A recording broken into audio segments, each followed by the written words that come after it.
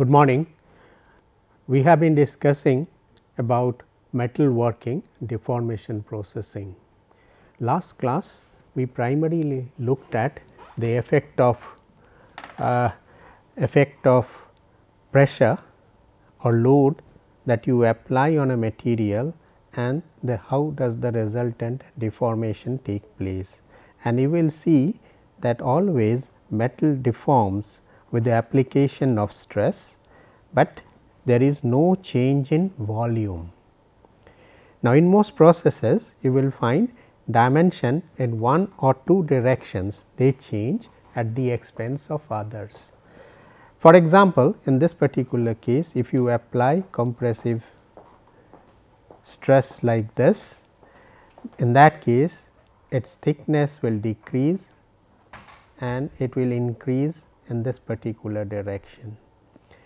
There is an increase in length along this direction, there is a decrease in thickness along this direction, and we say that amount of deformation or plastic deformation is represented as ln thickness T over T naught. This is the true plastic strain.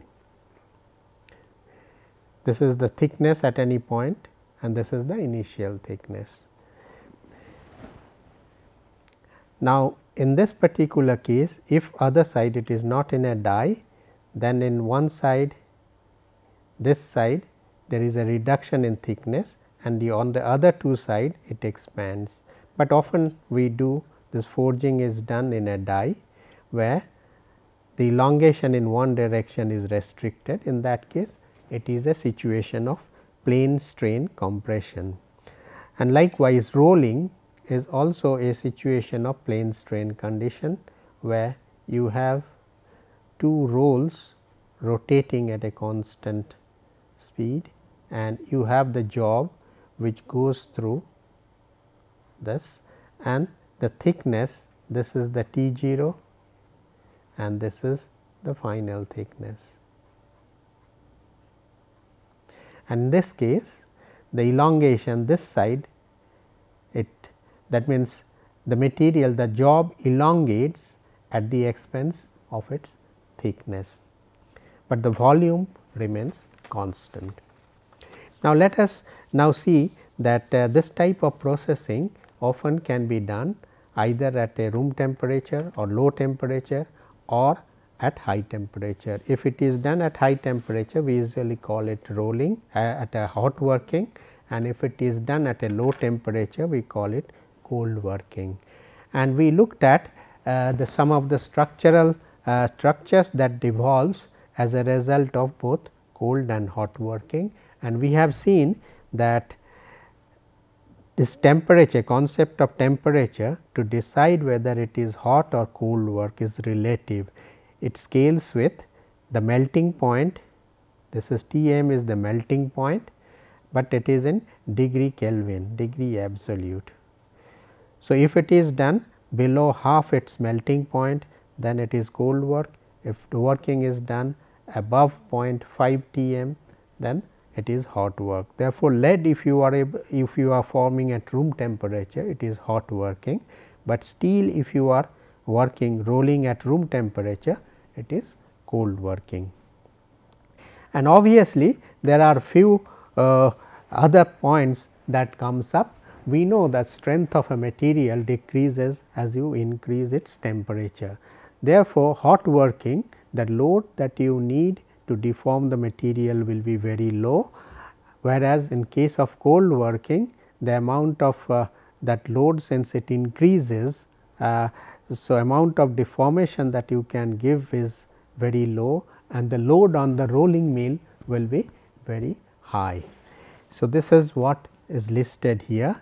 It needs the rolling load will be high, or deformation forging press you need a higher capacity press, whereas for hot working a low capacity press. But there is an advantage of cold work, because cold work there is no interaction with environment is more or less inert, whereas in case of a hot working you have to often, depending on the material, you may have to offer some kind of protection, or else there will be scaling loss. So, some of the metal will oxidize and it will, the loss will be relatively high in case of hot working. Now, the cold work material, you will find the grains are elongated, which shows sign of deformation, whereas hot work, something happens during the process of working, the material grains deform, but the grains they recrystallize or they change, I mean new grains are also nucleated and they grow, and these grains are equiaxed, whereas here these are elongated. Because of this type of nature, elongated grain, the cold work material has a texture, has a preferred crystallographic arrangement or alignment of grains.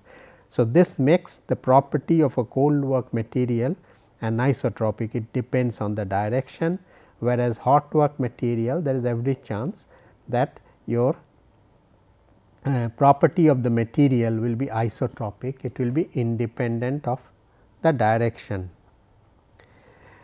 Now, strength of the cold work material, because it hardens, the strength will be higher, whereas strength of hot work material will be relatively low. It will be something similar to normalized structure or annealed structure of the metal. Now, ductility in case of a cold work material will be poor, ductility of a hot work material will be high, and other physical properties also will change, like conductivity will be poor. Here hot working, the conductivity will be good. Likewise, there will be several other physical properties that also will change. For example, density. See, if when you deform a material as a cold working, you generate lot of dislocations, and we know the edge dislocation is made up of extra half plane, and beneath the plane there is a vacant lattice, I mean a vacant plane, lots of vacancies are there. So, one obvious things that comes up, that there will be certain other changes that will take place because of the presence of dislocation. There will be lot of stored elastic energy. The density of the material of a cold work material may also may be slightly less than annealed material because of high vacancy concentration, high dislocation density. Now, so effect of cold working, which is listed here, there is a change in grain size, shape, there is a development of texture, and the dislocation density increases. So, there will be stored energy will be very significantly higher in cold work material, and we know that energy of a dislocation is 0.5 G, G is the shear modulus, B is the Berger vector square. Now, each dislocation has this much of elastic stored energy. Now, imagine as a result of cold working, dislocation density can increase from 10 to the power maybe 10 to 10 to the power 16 number of dislocations per unit area per meter square. So, imagine how much will be if you can substitute this here. So, that means you multiply by the dislocation density. So, this will be the stored energy in a cold work material, and this will be substantially high. And the material work hardens, there will be loss of ductility, there will be increase in strength, and there is an increase in residual stress. So, the different area of the material may deform to different extent. So, there will be some elastic stored energy because of the mismatch of this elastic strains, and then there will be stored energy as a result of high dislocation density, but the crystal structure of the material that will remain unaltered. The crystal there may be because of lattice residual stresses, lattice parameter may change slightly, or that lattice parameter change, and there may be wider, the lattice parameters measurement, that spread may be more, but the crystal structure remains unaltered.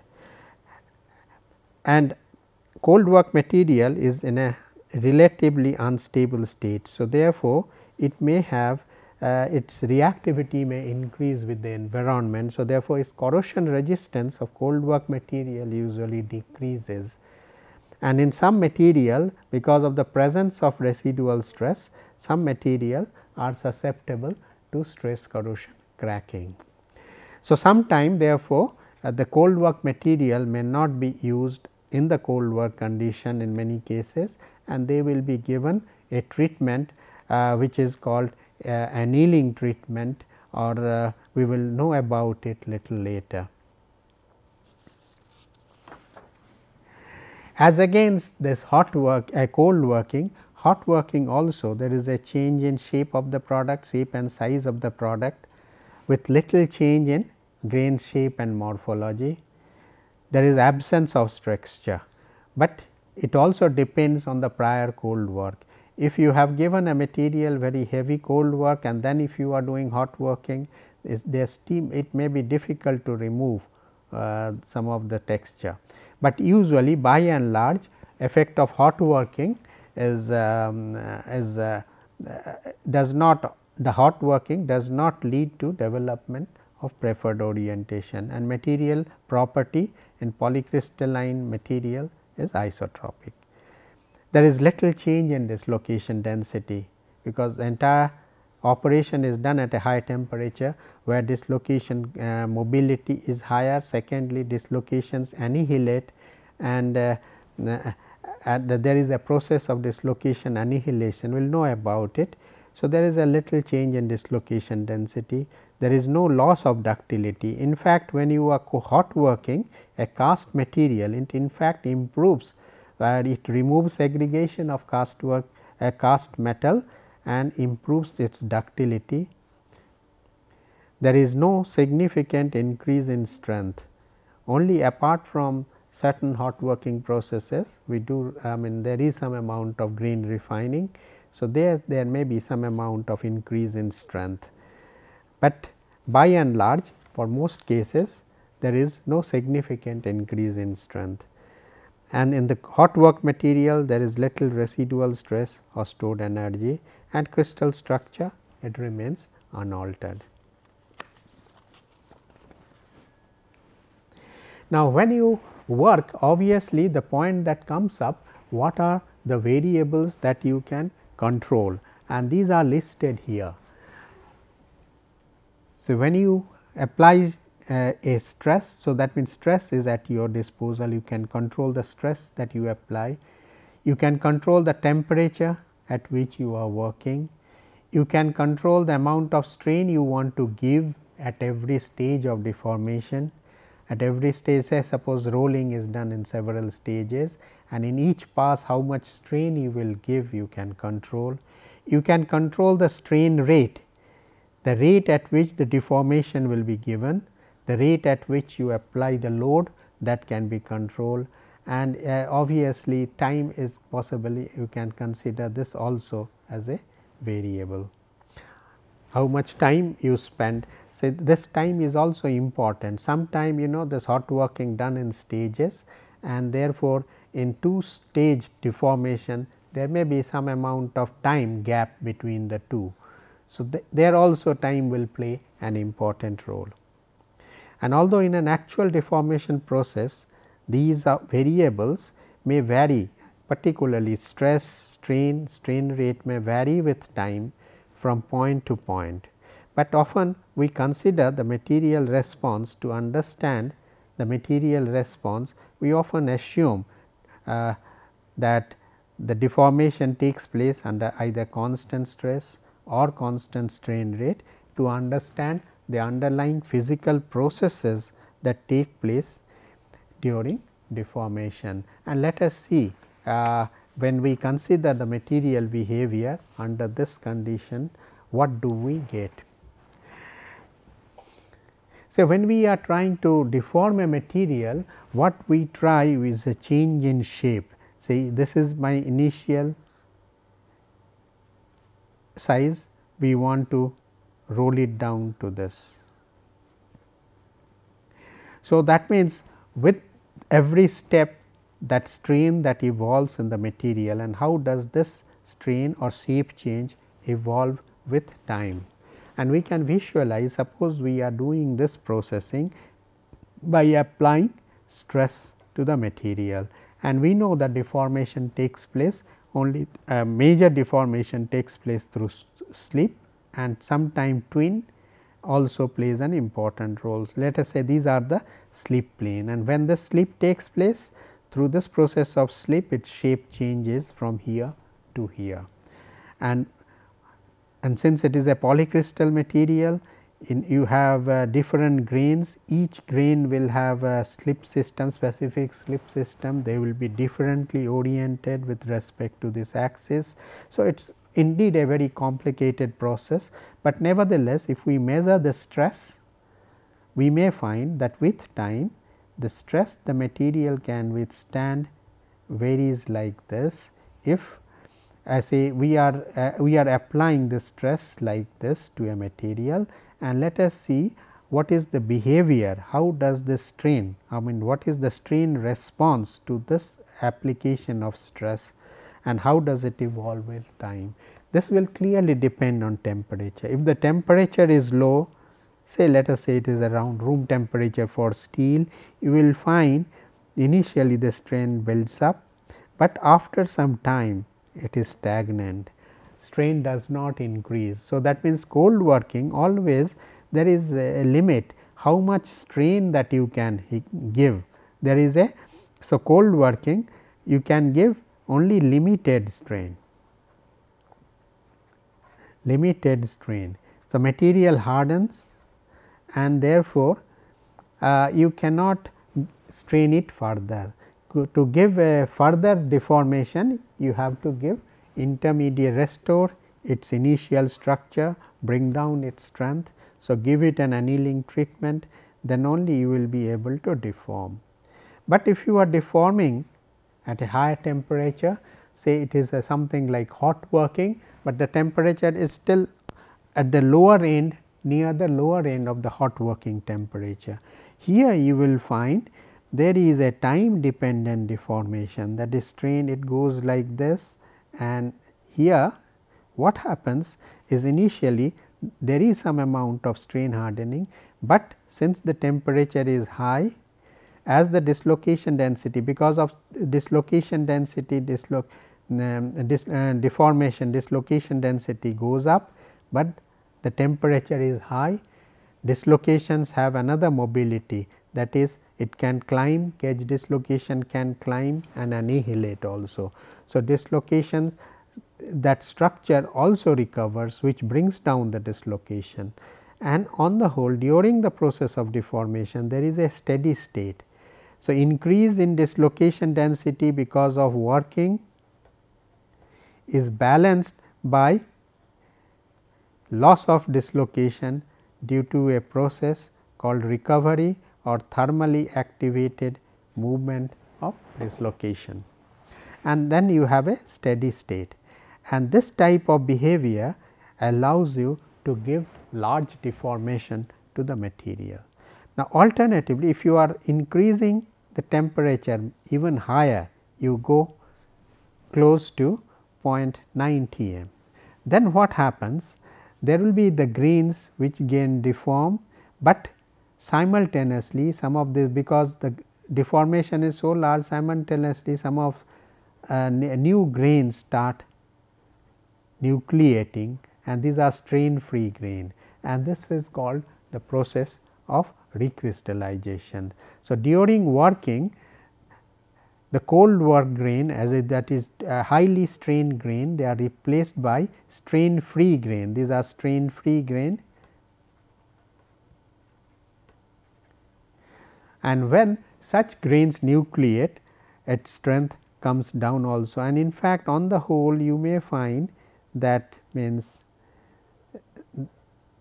you have an oscillating, that is strain evolution with a time, and you can say this is a pseudo steady state. This average line, you can say this is quasi steady state.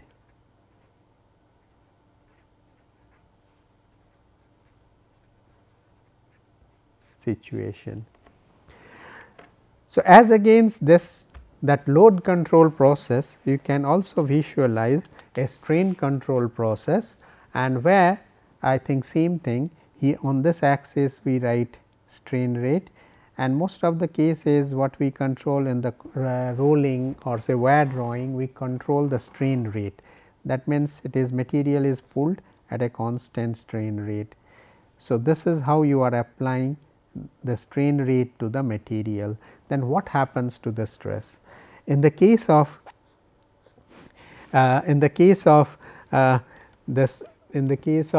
let us say, in this particular case, the material strain hardens, it goes like this, and in fact, this strain hardening can also be written as, let us say, this is stress is sigma 0 is the yield stress, beyond which there is a significant plastic deformation, and after this the plastic strain can be written as K epsilon to the power n. So, material hardens. So, unless you increase the load, you will not be able to maintain the same strain rate. To maintain same strain rate, you have to go on applying increase the pressure at which the apply increasing pressure to the job that you are shaping. Whereas, and this happens when you are doing the working at a lower temperature, room temperature. If you are working in this temperature range, say 0.5 Tm, in that case something like this happens. Initially this your load increases, but after some time a steady state is attained, and this is where the flow stress, this is called flow stress. So, material continues to flow at an at a fixed flow stress, and the flow stress does not change with time, and this is where you can give very large amount of deformations. And in the other case, where the material behavior is such that in the deformed grain, that energy exceeds a critical energy, in that case if this is a deformed grain, this recrystallization starts. So, strain free grains nucleate at the grain boundary and they keep on growing, and when these strain free grains develop, their strength is low. So, suddenly you get this kind of an oscillating behavior, that flow stress keeps oscillating, and this is the average quasi static flow stress, quasi static flow stress. Now, we will see what type of materials or where do you get this kind of behavior, where you get this type of behavior, and this type of behavior you get only in case of cold working.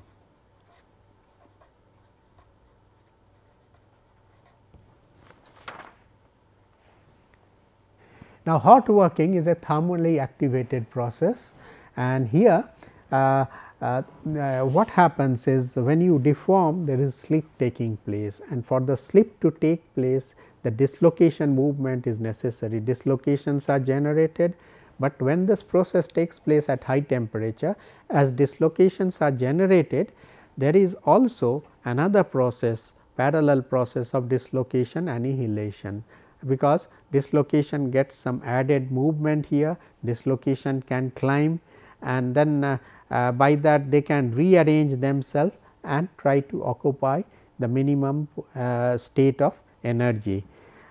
So, this process, because of this thermally activated dislocation glide, so we can say that hot working, the primary mechanism is thermally activated dislocation glide, and this accompanied by there is recovery by dislocation annihilation. If there is a positive dislocation, there is a negative dislocation somewhere here. So, this will climb down, it comes here, it comes here on the same plane, and then it moves on this plane, and then actually it annihilates. When the two join together, if the two join together, the dislocation will disappear.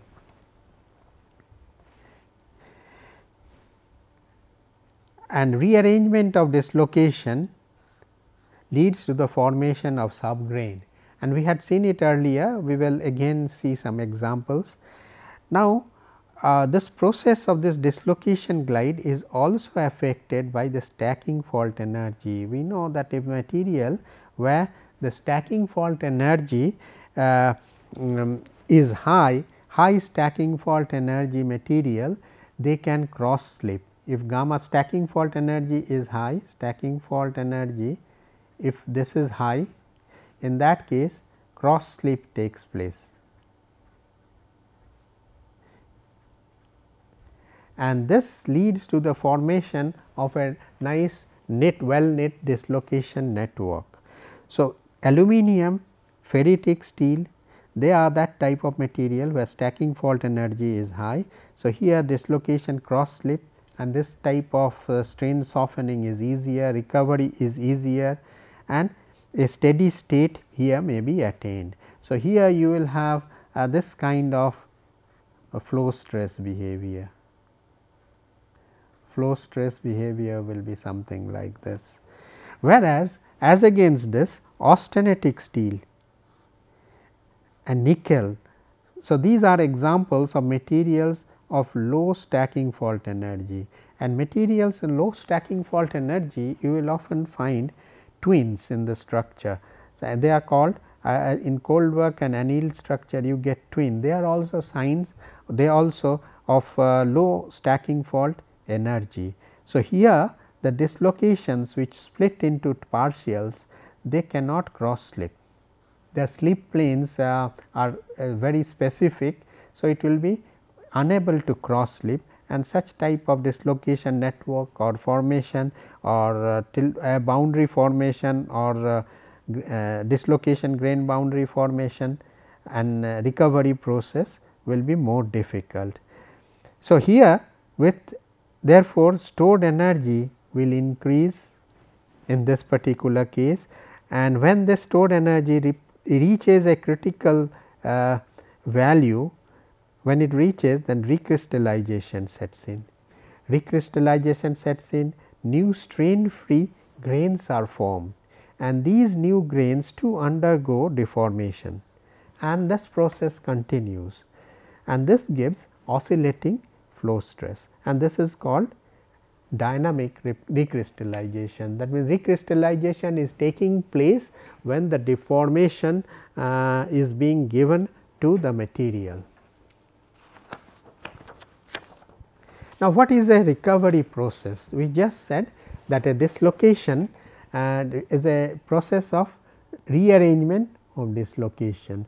If you recollect, this is the stress field of a dislocation. If you recollect, so this top part is subjected to compressive loading, the bottom half of the edge dislocation is subjected to tensile loading, and therefore, there is a stress field around it, and if there is another dislocation, it also has its own stress field. Now, here both this portion also is tensile, this is also tensile. So, it will be difficult to accommodate the two will repel each other, but what happens if it climbs up? We have seen that this 45-degree line, this is a 45-degree line. If it goes beyond this, then the force on the dislocation, instead of being one of repulsion, here it becomes one of attraction, it comes here, and once it reaches this particular point just above this here, somewhere just above this, this is a stable configuration, and here if it moves slightly this side, the force acts in this direction. If it is slightly displaced on this side, force acts on this side, brings it here. So, that means, if the process, if the temperature is high, the dislocation can climb, because the vacancy from somewhere in the lattice, they will diffuse to this place, and this dislocation will climb, and once it exceeds this crosses this particular line, then it comes because of this its stress field, this moves to this position of equilibrium, and in this way such an array of dislocation can form in a crystal, which is shown here in this lattice. And I think if you see on this, I think I have used some color here. So, here you can see on this if you can see on this screen, you will see better. And now, here so this is called a dislocation boundary, and when you have dislocation like this, we have seen that this has a Berger vector B, which is a displacement. If this is the distance between the two dislocation capital D, then the two, as if it's like a tilting, it's called a tilt boundary. This part of the crystal is rotated slightly through an angle theta, and this angle of tilt is given by B over capital D. And when this angle of tilt is around say 5 to 15 degree degree angle, this misorientation is 5 to 15 degree. So, we call this as a low angle boundary, low angle grain boundary or tilt boundary. Now, annihilation process is something like this. If you have this type of dislocation, this is a negative dislocation. If a vacancy moves from here, comes, this will climb down, it will finally come here, and in this, when they are both in the same plane, they move towards each other, and finally they will annihilate. So, this is a process of recovery, some rearrangement of dislocation and dislocation annihilation, the stored energy is minimized. Next, let us see the process of recrystallization. We have just seen that as a result of deformation, say if this is the original structure, these are the different grain. If you deform it, grain shape changes, and when this shape changes, each of these boundary, they have some energy. So, it is the grain boundary energy also has increased. There is lot of dislocation density in the material, and bulk of this dislocation density will be here, and then therefore, the material is in a highly unstable state, and if there is if we heat the material or if we provide some amount of thermal activation, these worked grains, they are replaced by strain free grain, some strain free grain nucleates here, like what is shown here. This is a strain free grain, they nucleate, and these grains have a much lower strain. So, this cold work grain, this has high strength, that is strength is high, whereas these are recrystallized grain, his flow stress is low.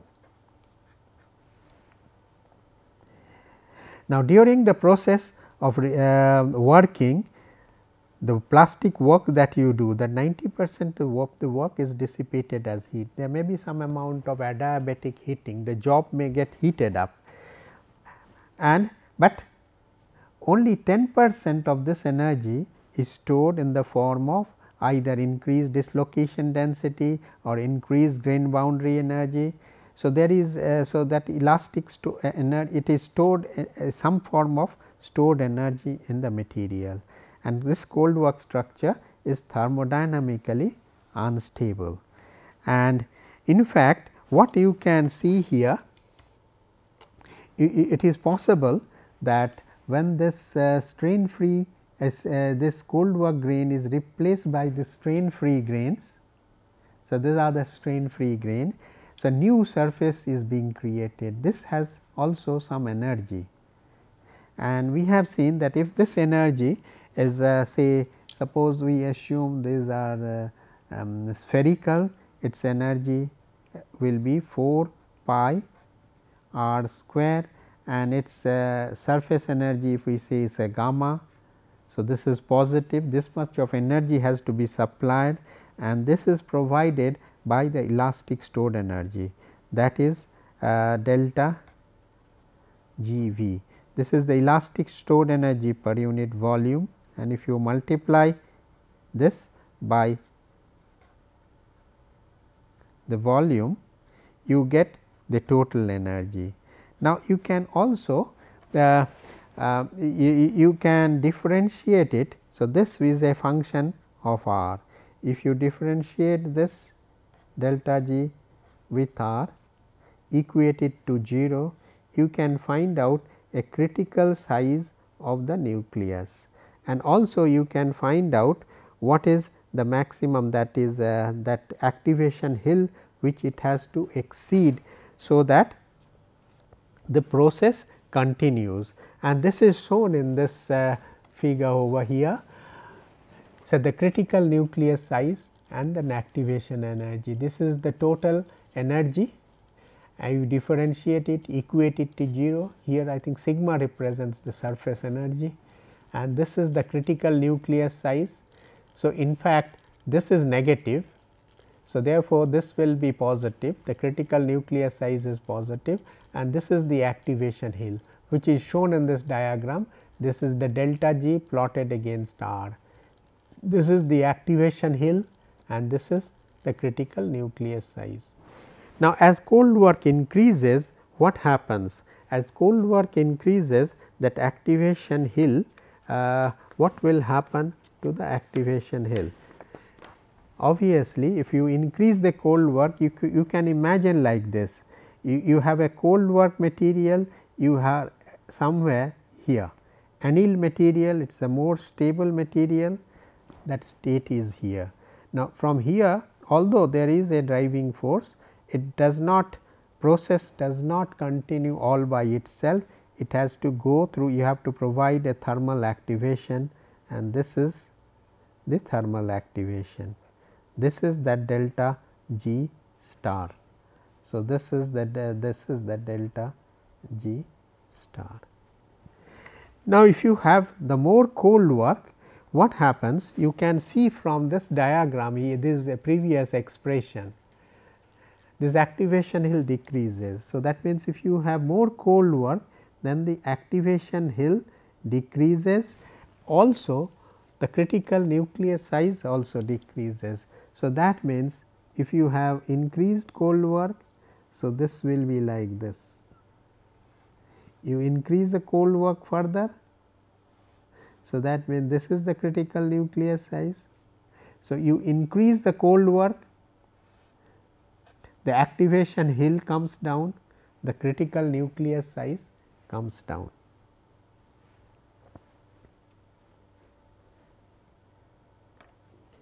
So, therefore, if you want to get a finer structure, you have to give higher amount of cold work, and if you want to have a very coarse grain structure, then you have to give very little cold work to the material.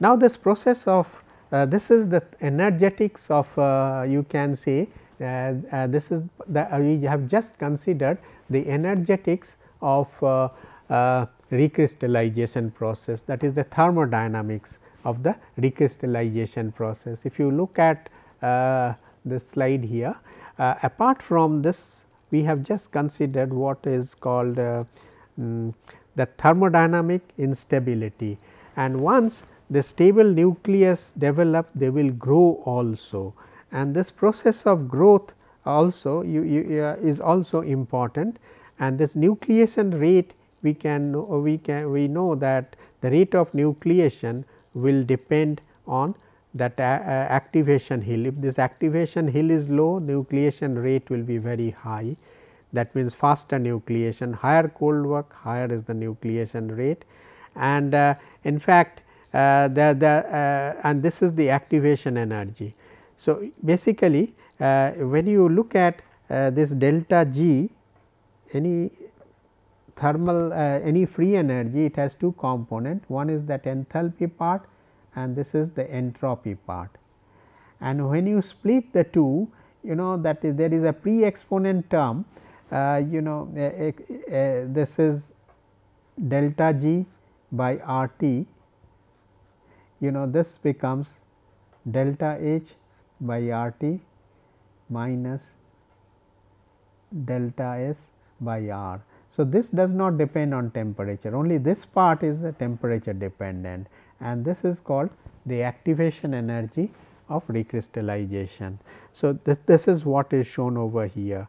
Now, apart from this, there will be a growth process also, and which is pictorially shown here.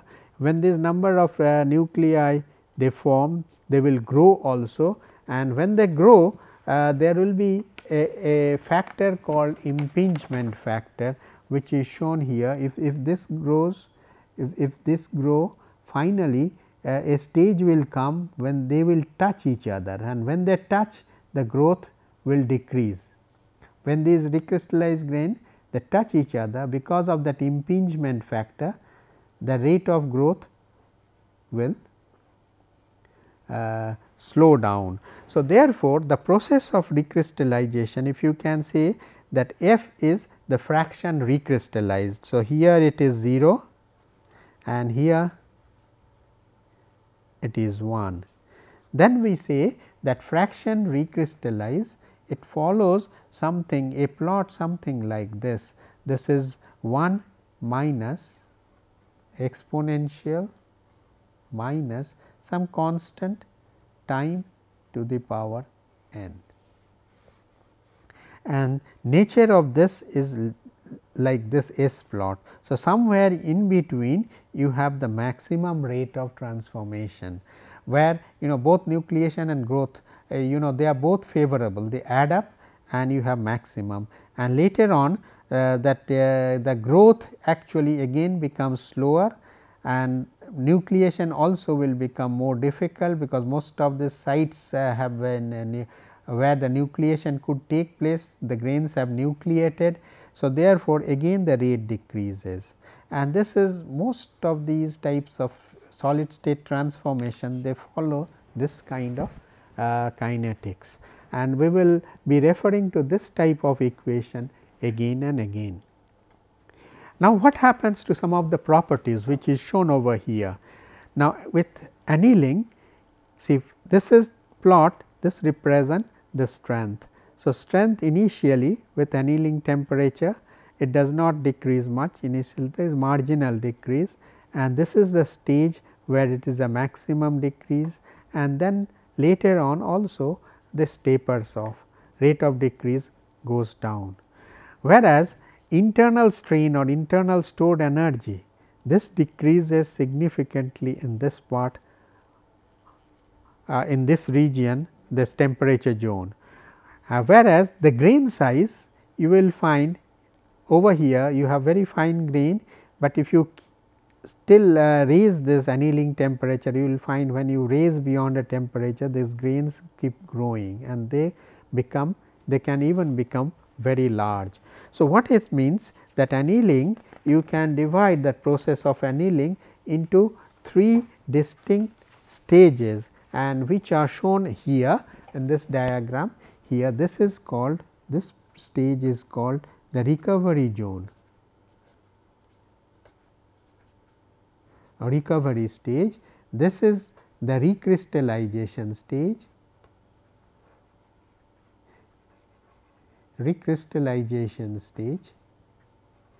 and this is the grain growth stage.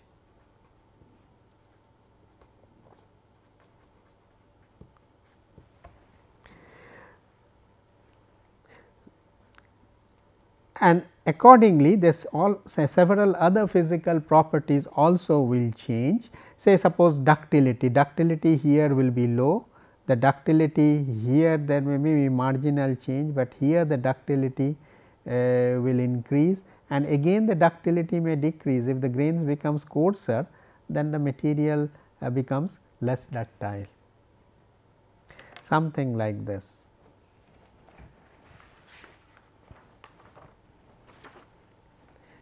So, if you sum up that process of recrystallization, we have seen that some amount of cold work is necessary for recrystallization to take place.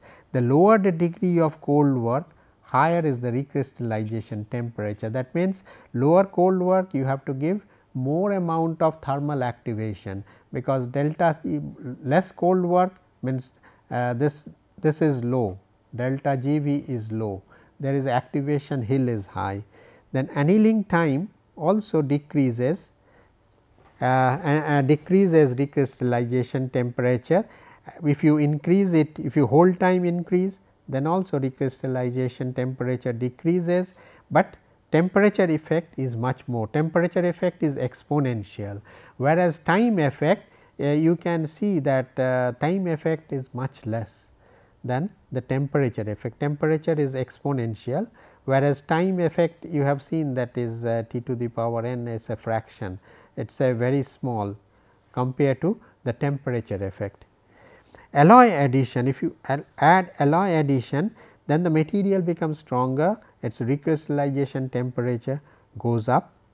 Then larger original grain size, if the grain size is very large, then whenever you cold work, the grain boundary of course increases, but if you have a finer grain boundary area increase will be much more.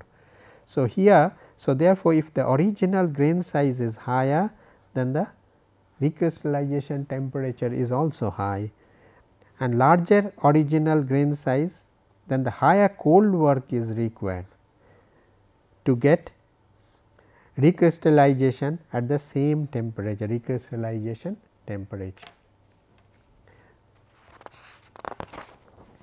Now, let us look at why does grains grow. Now, grain boundary they have certain energy, and most of the cases you will find the grain boundaries are like this. So, this angle in 2D it will be something like 120 degree. So, this if you resolve this grain boundary they have certain energy, they are like tension, and if they are all same you can show that if they are at 120 degree the total force on this point will be 0 and they will be stable, and which is shown over here. These are 3 grains, these are the grain boundary energy. Now, if you assume that all are same, all are equal to gamma, then you can easily show as over here this type of force balance is possible, and in that case all 3 angle, if they are all equal, then all theta 1, theta 2, theta 3 will be equal. So, therefore, 3 lines can meet with equal angle, and that angle is 120, obviously 120 degree. Now, what happens? How do you estimate? The grain boundary has an energy, but is it possible to estimate the grain boundary energy? Yes, it is. One of the simplest way is if you take a polished material, it's a polished material has been taken, it has mirror finish, you heat it in vacuum, then what happens? This grain boundary they get etched, and when you look under microscope and there are profilometer, you can follow the profile, you will find that grain boundary area there is a dip something like this, and here you can take a section and draw a line and measure this angle of that angle between the 2 grain, or else in a profilometer reading also it is possible to measure this angle. And if you do this, so this is the surface energy between solid and vapor. You can say this is the any solid, there will be some amount of vapor, we can thermodynamically, howsoever less may be the vapor pressure, there may be some amount of vapor in the environment surrounding it, and there is a stable equilibrium. So, therefore, what you can see here, equating the force, you can resolve it in this here. So, the vertical component will be gamma S V cos theta by 2, there will be 2 of these. So, this is the upward force twice gamma S V cos theta by 2, and this will be equal to this surface energy along this direction. And in reality it is possible to calculate this also. It is possible to calculate this from a simple concept that on the free surface some of these bonds are missing. So, here what you can say, this atom, so every atom has 4 bonds. So, this atom near the surface one bond is missing. So, that means if we say that bond energy is epsilon, then the missing energy per atom is epsilon by 2. So, and this epsilon it is possible to calculate from the latent heat of vaporization, and this latent heat of vaporization it is possible to calculate, and this is how the grain boundary energies have been calculated, and it is found that always this grain boundary latent heat of vaporization is greater than latent heat of fusion, and it is much greater than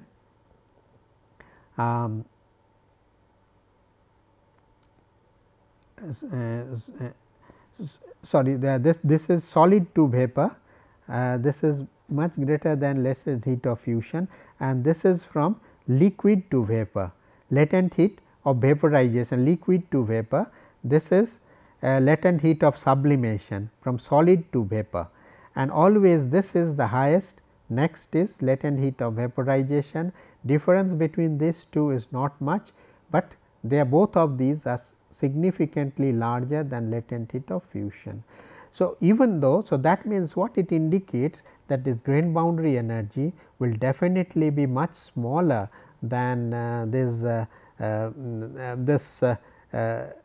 energy, that means this is gamma S V will be much smaller than this grain boundary energy. So, maybe 0.3 times or even less, but it has a definite value. So, what it means, if you have such a tension, surface tension or grain boundary energy existing, then it is possible to show easily that there will be instability of the curved grains will be unstable, there will be a force acting this side. So, any curved grain will try to straighten out, and the force you can easily show this, that this force acting on this grain boundary will be equal to proportional to grain boundary surface tension gamma L over R. So, only when R is flat, that means something like this, force acting on it is 0, otherwise there will be some force. So, therefore, wherever you have curved boundary like this, so they will try to straighten, and in fact, this will move towards this, and finally, this straight grain will form and this grain will get eliminated. Similarly, here also. So, that means any curved boundary will be unstable, and they will try to straighten up, and it is possible to show that rate at which this, therefore, the grain will grow will be determined by the surface energy, and this is gamma over R. R you can say it is half the grain size. So, that means this is d by 2. So, in a way you can say the rate at which the grain growth takes place is inversely proportional to the grain size. Then you can easily show that grain growth kinetics will be something like this, d square minus d 0 square is equal to k T. In general, it has been found that this exponent, this is written as 1 over n.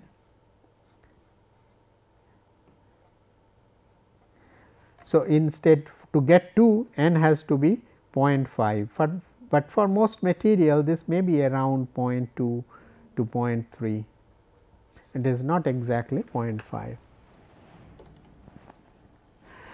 Now, deformation, as we have seen deformation, and earlier if I try to recollect that the tensile axis tend to rotate towards the slip direction, then compressive axis also moves. So, that means that slip plane normal tends to move to the compressive axis. So, therefore, in a polycrystalline materials, in the single crystal this is possible, polycrystalline there is a lot of restrictions, the grains cannot rotate and move freely, they will get distorted, fragmented, but nevertheless there will be some effect of rotation and you get a texture. This is a cold works texture. and which will be, so therefore, there will be a preferred orientation which is called cold work structure. Likewise, you can also have annealing texture.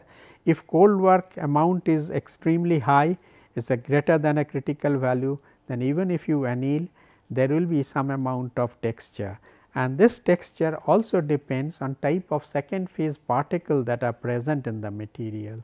Like in steel, if you have aluminum nitride, this favors this gives a texture which is quite favorable for deep drawing kind of steel. So, if you are deep drawing, you want a preferred orientation, that means in case of a deep drawing, through thickness strength you want very high. So, you want such a structure, so that the thickness does not reduce, but on the planar it should reduce very easily. So, that type of structure it is possible to develop through by controlling cold work and annealing, and by the presence of certain inclusions like aluminum nitride in steel. So, with this we finish this topic, and what we have looked at, we looked at the process of annealing, the variables that control annealing, we looked at that recrystallization temperature, factors that determine recrystallization temperature. We looked at mechanisms of annealing, grain growth, origin of texture. Thank you very much.